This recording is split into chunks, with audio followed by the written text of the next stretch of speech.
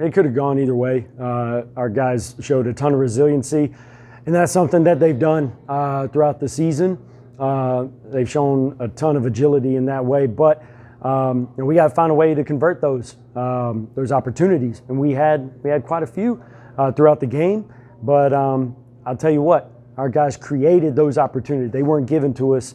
Our guys created those. There are certain things that we have to do much better at, specifically rebounding and coming up with some more loose balls. But overall, there's a lot of positive takeaways, and there are quite a few things that we can work on, but we have 6 days until our next game, so we're going to look to get right on those things. Do you see, enough in that game tonight that gives you confidence that you can kind of get back out of this spot that you're in, in the standings wise, or looking down the stretch? For sure. And certain guys, they will not play a worse game to finish the season.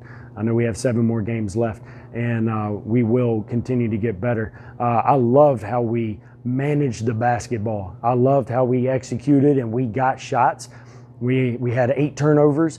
I thought that was very big for us, and we're going to continue to harp on those things, and then just continue to get better defensively. But there is momentum here. I know we're getting kind of tired of losing some of these close games throughout most of this season, but I do believe we can correct that, and I told the guys in the locker room that I firmly believe we will.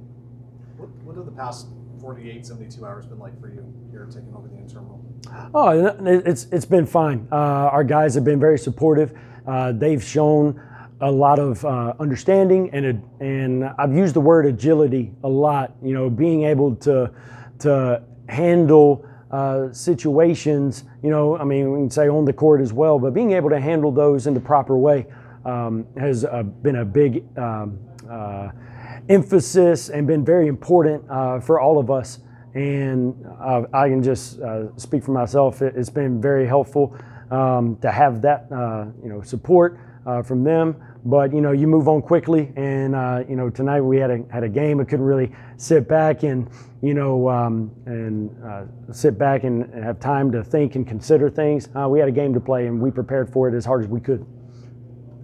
So go ahead, Derek. So if this is the 4th time for yourself as interim coach, are you kind of getting used to that role?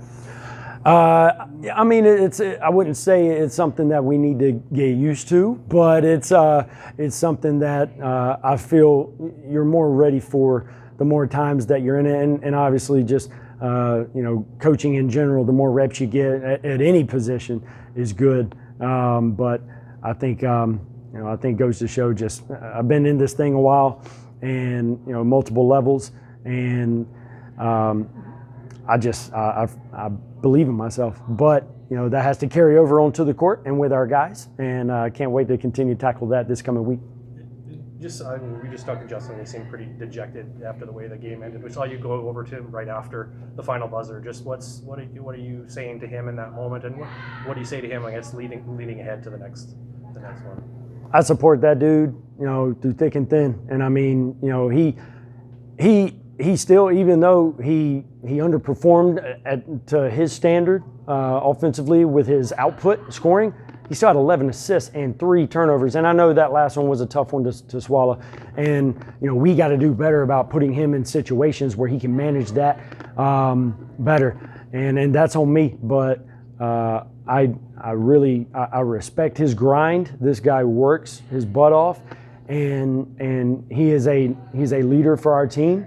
And he has a bright future for as long as he wants in this game as a player. What makes him so special as a player and as a person? As a player, he's just so dynamic. Justin, he can create a shot for himself. Like a contested shot for him is still a very good shot.